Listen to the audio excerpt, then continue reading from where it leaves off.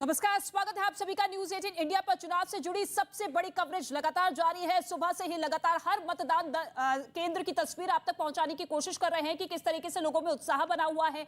देश के 3 राज्यों में विधानसभा चुनाव के लिए वोटिंग लगातार जारी है। जहां उत्तर प्रदेश में दूसरे चरण के तहत 55 विधानसभा सीटों पर मतदान जारी है, वहीं गोवा में लोग 40 सीटों पर मतदान कर रहे हैं। इसके अलावा उत्तराखंड की बात की जाए तो उत्तराखंड की सभी 70 विधानसभा सीटों पर सुबह 8 बजे से ही मतदान की प्रक्रिया जारी है और कई मतदान केंद्रों पर लोगों की लंबी कतारें दिखाई दे रही है, जहां वो वोट देने के लिए अपनी बारी का इंतजार करते हुए नजर आ रहे हैं। उत्तर प्रदेश में 2017 विधानसभा चुनाव में इन 55 सीटों में से 38 सीटों पर बीजेपी ने जीत हासिल की थी, जबकि 15 सीटों पर समाजवादी पार्टी रही और 2 सीटें कांग्रेस के खाते में गई। ऐसे में उत्तराखंड की बात की जाए तो उत्तराखंड में 2017 के विधानसभा चुनाव में 57 सीटें जीतकर बीजेपी सबसे बड़ी पार्टी बनकर उभरी थी। और ऐसे में तमाम सहयोगी मतदान केंद्रों से हमारे साथ मौजूद है। सबीना मेरे साथ मौजूद है बिजनौर से, इसके साथ ही रामपुर से रीमा हमारे साथ मौजूद है, उत्तराखंड के हरिद्वार से प्रियंका कांडपाल मौजूद है और अरुण हमारे साथ मौजूद है। सबसे पहले अरुण, आपका ही रुख करना चाहेंगे क्योंकि देखिए 4 घंटे लगभग बीत चुके हैं मतदान हुए, क्या कुछ प्रतिशत इस वक्त का कहता है?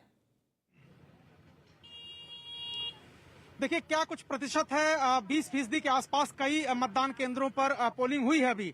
लेकिन इस वक्त मैं जहां मौजूद हूं सहसवान विधानसभा है, जहां डीपी यादव इस वक्त मुझे दिखाई दे रहे हैं और डीपी यादव किसी परिचय के मोहताज नहीं है। समाजवादी पार्टी में पहले रहे, मंत्री बने, बीएसपी, फिर बीजेपी और अब अपना दल बना लिया। डीपी यादव जी, कैसा चल रहा है पोलिंग? कहीं कोई शिकायत, कहीं कोई दिक्कत? नहीं, अभी तक तो सब शांतिपूर्ण ही है।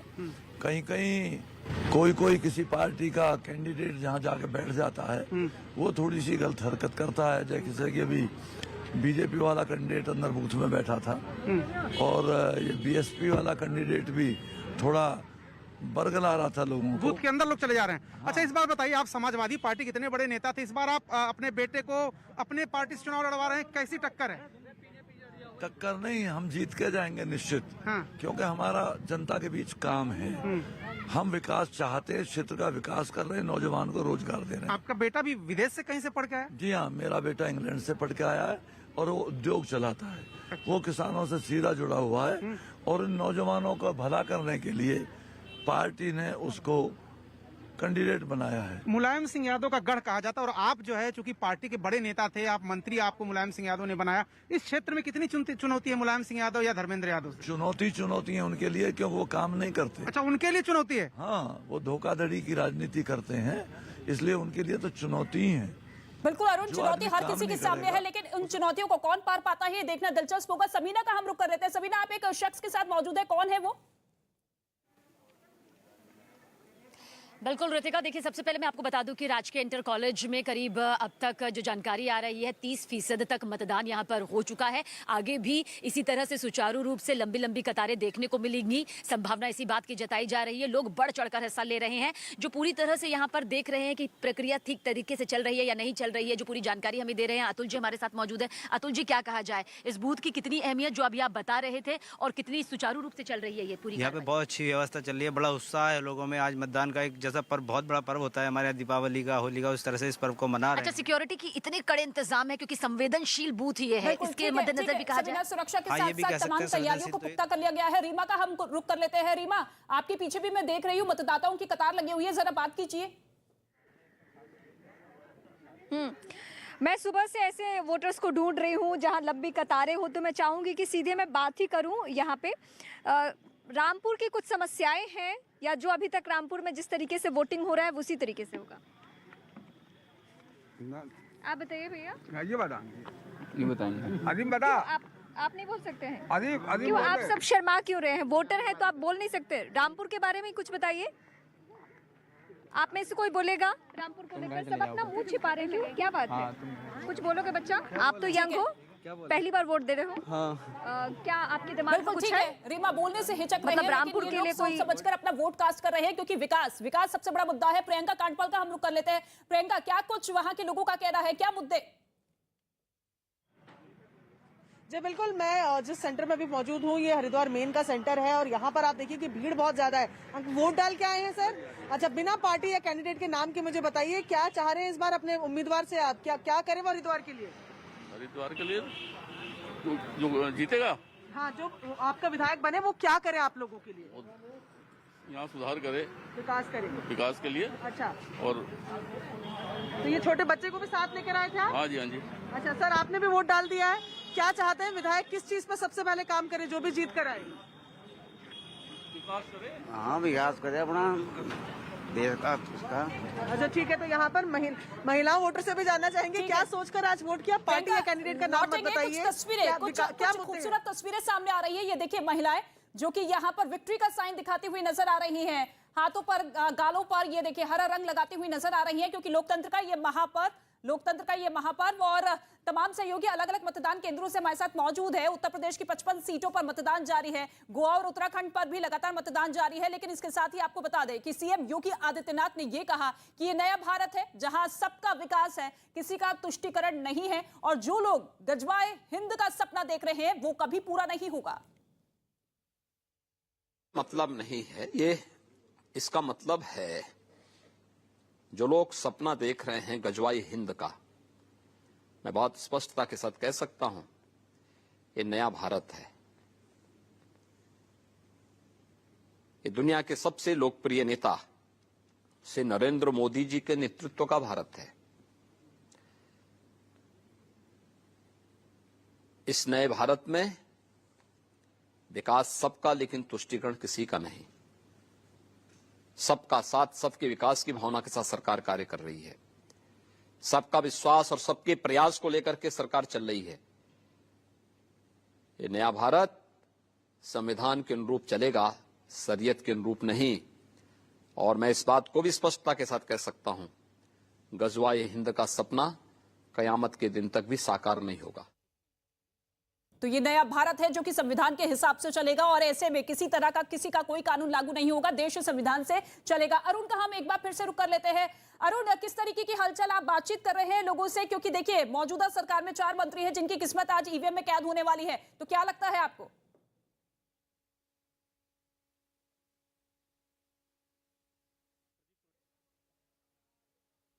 ठीक है अरुण, लौटेंगे आपके पास। आवाज नहीं पहुंच रही है। प्रियंका का एक बार फिर से। जी अरुण,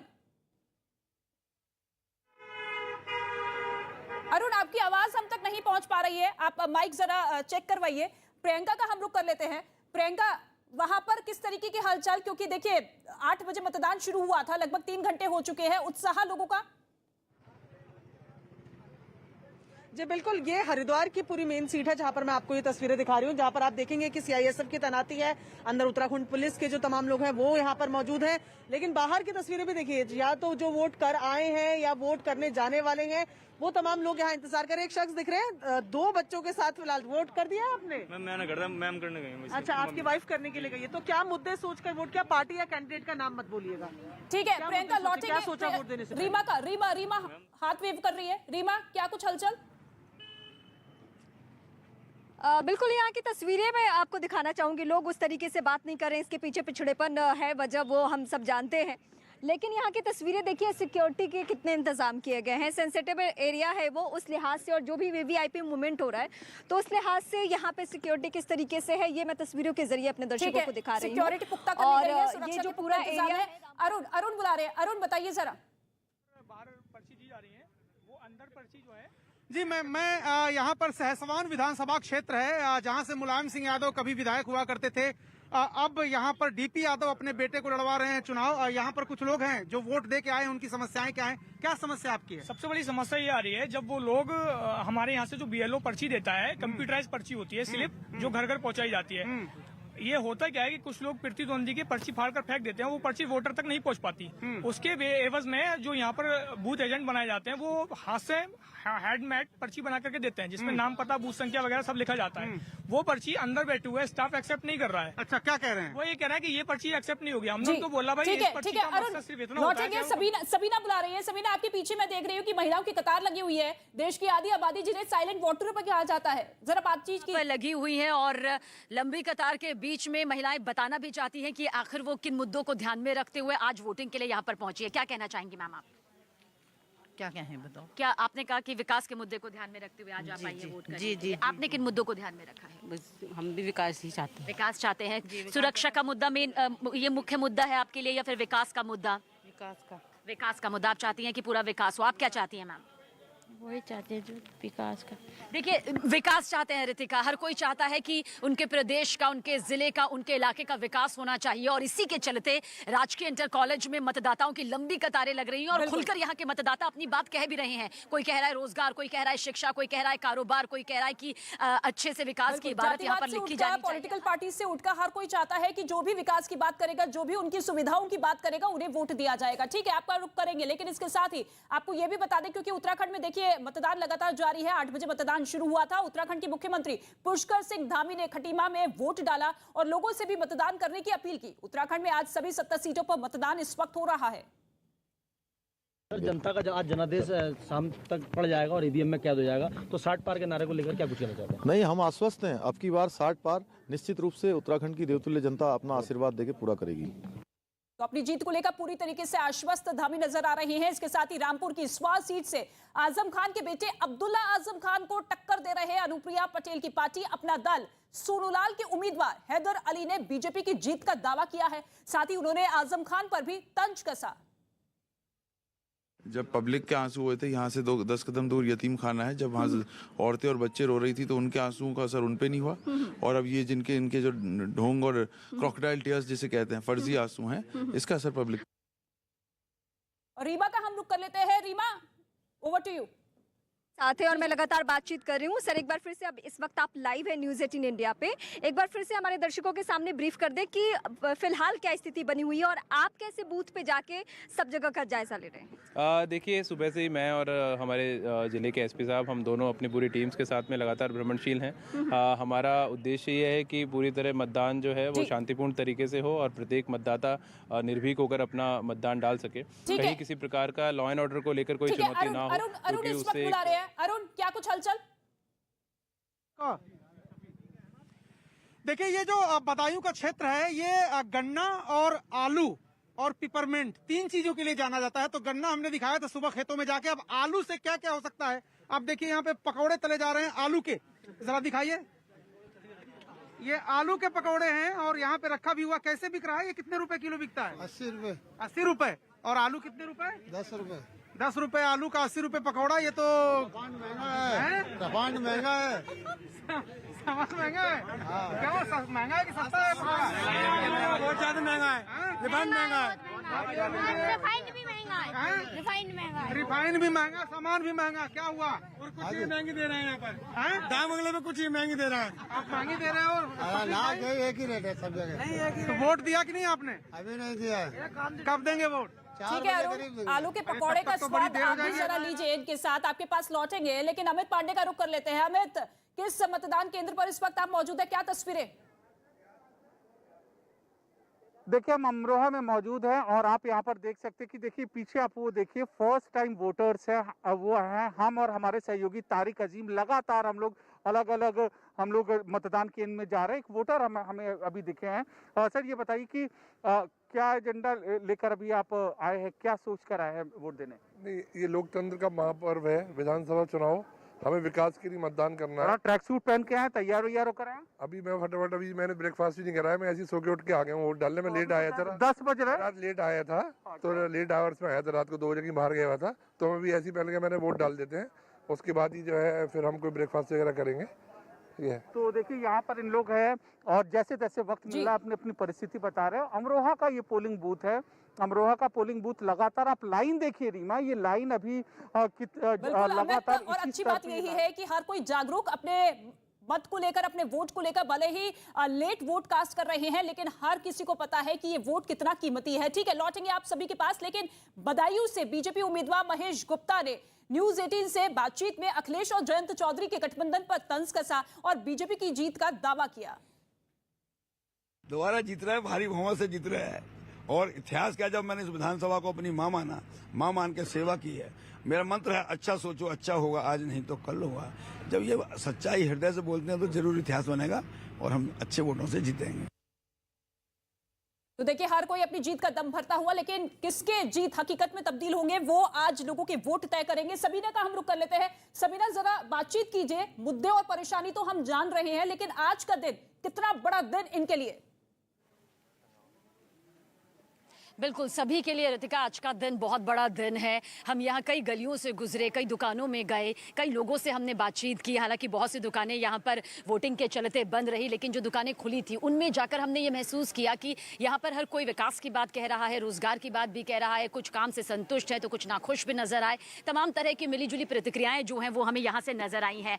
हम जानना चाहेंगे आपके लिए कौन सा इस वक्त हमें बुला रही है। प्रियंका जरा बताइए।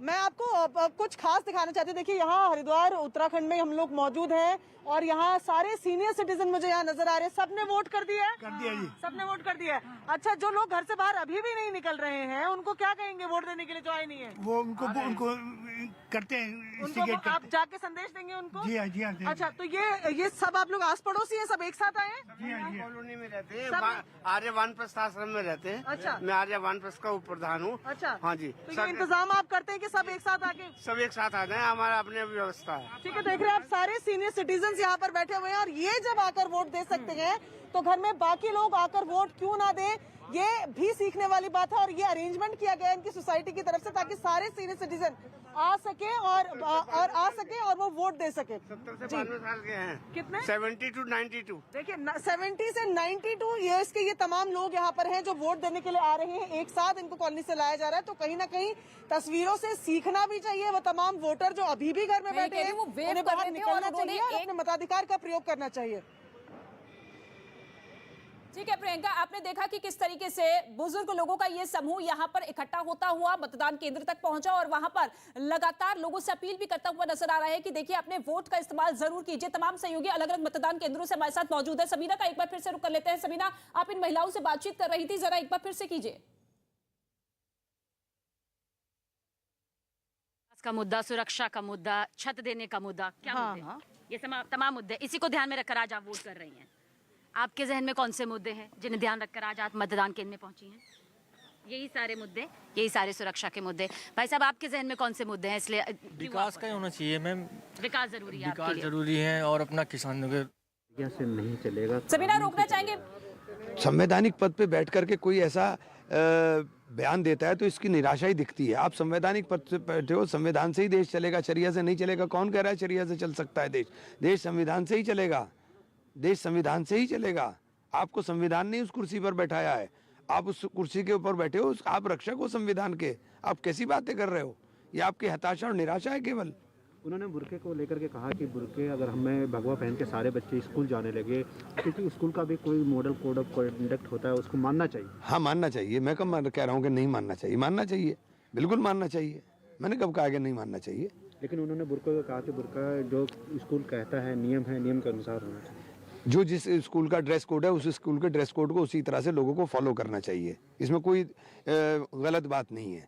लेकिन आप बुरका उठा लाओगे, कभी आप गजवा हिंद उठा लाओगे, कभी आप शरिया के कानून उठा लाओगे। आप कहाँ ले जा रहे हो भाई? संवैधानिक कुर्सी पर बैठे हो, संविधान की रक्षा करो, संविधान की बात करो। आप संविधान की धज्जी उड़ाने वाले लोग हो।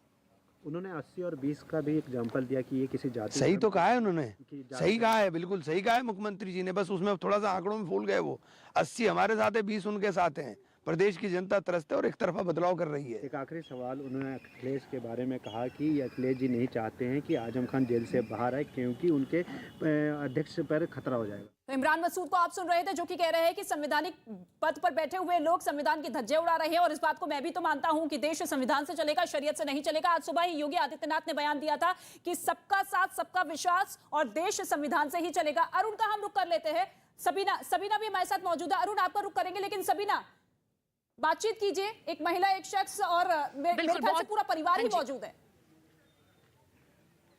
बिल्कुल, और सबसे बड़ी बात यह है कि बहुत सारे ऐसे बुजुर्ग हैं, उम्र के उस पड़ाव में पहुंचे हुए हैं, जो खुद नहीं आ सकते, लेकिन परिवार के बाकी सदस्य यानी कि जो उनके बेटे हैं, अपनी जिम्मेदारी को निभाते हुए खुद इन्हें पोलिंग बूथ पर लाए हैं। आप लाए हैं अपनी माँ को यहाँ पर? जी, ये मेरी माता जी है, मैंने वोट डलवाने लाया हूँ। अच्छा, आज आपने वोट डाला है? अम्मा, वोट डाला। किन मुद्दों को ध्यान में रखते हुए आज वोट डाला?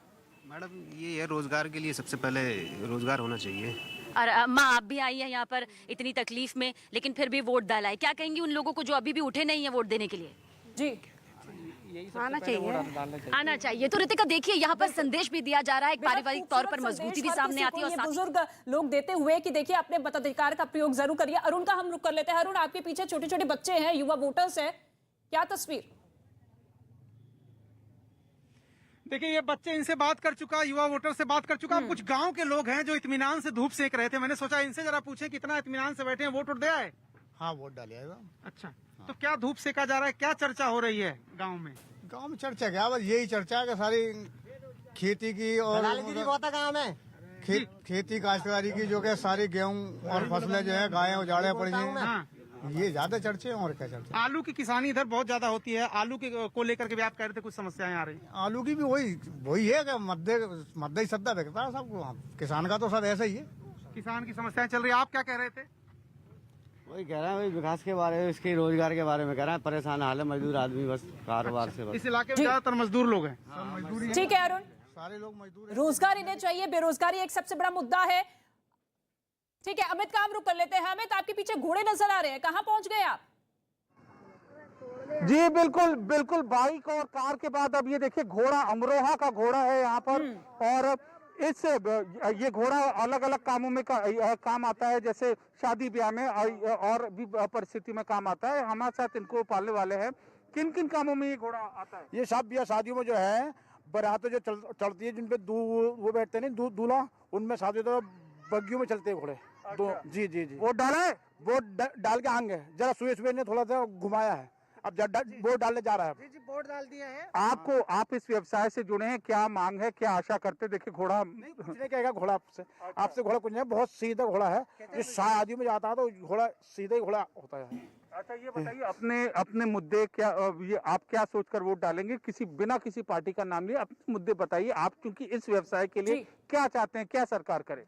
सरकार तो हम ये चाहते हैं अखिलेश भाई की, वो ठीक है। बिल्कुल, सरकार से बहुत उम्मीदें हैं। जो भी पार्टी सरकार अपनी बनाने जा रही है उससे उम्मीदें लगाते हुए ये तमाम लोग नजर आ रहे हैं। ठीक है, लौटेंगे आपके पास, लेकिन ये 3 तस्वीरें जरा आप देख लीजिए। आज केंद्रीय मंत्री मुख्तार अब्बास नकवी किस तरीके से कतार में लगते हुए नजर आए। सुबह सुबह उन्होंने अपना वोट कास्ट किया। इसके साथ ही जितिन प्रसाद, जो कि हाल ही में अपनी पार्टी छोड़कर बीजेपी में शामिल हुए हैं, जो कि एक बार फिर से जीत का दावा करते हुए बीजेपी के लिए नजर आ रहे हैं। और इसके साथ ही मुख्यमंत्री ने भी वोट कास्ट किया है।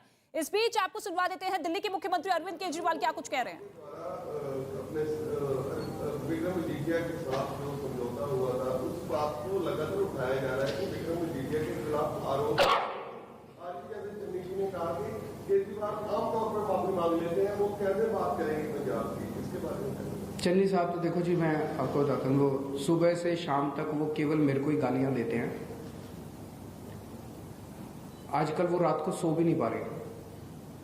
वो रात को सोते हैं, आंख बंद करते हैं, जैसे ही आंख बंद करते हैं उनके सपने में मैं भूत की तरह आता हूँ और फिर वो एकदम से अचानक डर के उठ जाते हैं। जितने पंजाब को लूटने वाले आगू हैं जो आज तक लूट रहे थे, उनके सारों के सपने में आने लगा हूँ आजकल मैं, और वो पूरी रात नहीं सो पा रहे। जिस किस्म के बयान चन्नी साहब कर रहे हैं उससे तो यही लगता है कि काफ़ी दिनों से सोए नहीं है, काफ़ी दिनों से उनको आराम की सख्त ज़रूरत है, इसीलिए वो बेतुके बयान 24 घंटे मेरे खिलाफ करते रहते हैं। कल प्रियंका गांधी आई थी और सीधा आप लोगों को आगे से कहते हैं कि टीम है आरएसएस के साथ आप लोग, वो पिछले 7 साल से यही कह रहे हैं, बीजेपी की बी टीम है, आरएसएस की बी टीम है, इनकी सी टीम है, हाय रे मर गए रे, केजरीवाल हमारे वोट ले गया रे। वो रोते रहेंगे, धीरे धीरे खत्म हो जाएगी कांग्रेस। सर, अमित शाह के पंजाब में थे तो उन्होंने कहा था कि केजरीवाल साहब सिर्फ वोट की राजनीति करते हैं, इनका सुरक्षा को लेकर कोई लेना देना नहीं है। तो उसी पर निशाना साधा। देखिए, आज पंजाब के अंदर पिछले 5 साल में और खासकर पिछले 3-4 महीने में जो घटनाएं घटी हैं, उससे एक बड़ा प्रश्न खड़ा होता है कि क्या कांग्रेस पंजाब के लोगों को सुरक्षा दे सकती है। एक तरफ जहां आम पंजाबी अपने आप को सुरक्षित महसूस कर रहा है, महिलाओं के खिलाफ बहुत सारी वारदातें हो रही हैं, आम जनता के बीच में क्रिमिनल आपराधिक घटनाएं बढ़ी हैं, दूसरी तरफ बेअदबी के कई सारे अटेम्प्ट्स हुए हैं पिछले कुछ महीनों में। लुधियाना में बॉम्ब ब्लास्ट हुआ, प्रधानमंत्री की सुरक्षा, जब प्रधानमंत्री आए, प्रधानमंत्री की सुरक्षा में सिक्योरिटी ब्रीच हुआ। प्रधानमंत्री की सुरक्षा देश की सुरक्षा है, उसके ऊपर राजनीति नहीं होनी चाहिए, उसके ऊपर दोनों तरफ से राजनीति हुई। मैं उधर भी दोनों तरफ से उन्होंने राजनीति की। आम आदमी पार्टी कभी भी देश की सुरक्षा के साथ समझौता नहीं करती। हम कभी राजनीति नहीं करते, हमारे केंद्र सरकार से 100 मतभेद है, सब जानते हैं। लेकिन दिल्ली के अंदर जब जब लोगों की पब्लिक इंटरेस्ट की बात हुई, हमने केंद्र सरकार के साथ सहयोग करके, जैसे कोरोना का मामला था, सब लोग आप जानते हो कि किस तरह से हमने केंद्र सरकार के साथ सहयोग करके दिल्ली को कोरोना से बचाया। यहां भी जब भी सुरक्षा की, राष्ट्रीय सुरक्षा की बात होगी, हम केंद्र के साथ मिलके एक टीम की तरह देश की और पंजाब की सुरक्षा करेंगे। तो दूसरी चीज, बॉर्डर से नशा आ रहा है, बॉर्डर से टिफिन बॉम्ब आ रहे हैं, बॉर्डर से ड्रोन आ रहे हैं। इनमें बहुत सारी घटनाओं के पीछे कहीं ना कहीं रिश्वतखोरी होती है, भ्रष्टाचार होता है। हमने देखा जब बॉम्बे बॉम्ब ब्लास्ट हुए थे तो कस्टम के कुछ अधिकारी बिके थे, जिसकी वजह से RDX हमारे देश के अंदर आया था। यहां भी कहीं ना कहीं भ्रष्टाचार होता है, जिसकी वजह से नशा एंटर करता है पंजाब के अंदर, जिसकी वजह से ये सारी चीजें एंटर करती है। आम आदमी पार्टी अकेली कट्टर ईमानदार पार्टी है। ईमानदार पार्टी आएगी तो नशा आना बंद होगा और बॉर्डर सुरक्षित होगा। एक मिनट,